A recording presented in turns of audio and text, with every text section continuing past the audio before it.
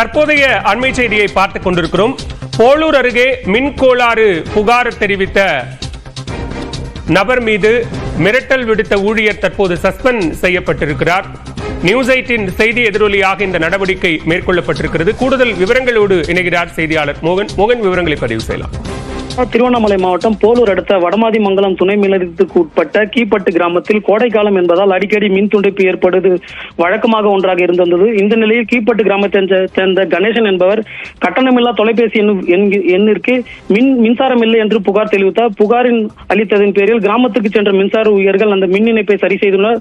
புகார் அளித்த பிறகு மின் ஊழியர்கள் 2 பேர் புகார் அளித்த கணேசன் வீட்டிற்கு சென்று மிரட்டியுள்ளனர். எதற்காக அடிக்கடி எங்களை தொலை செய்கிறார் என்று, அது மட்டுமல்லாது தங்கள் உறவினர்களும் காவல்துறையில் உள்ளவர்கள் என்று மிரட்டியுள்ளனர்.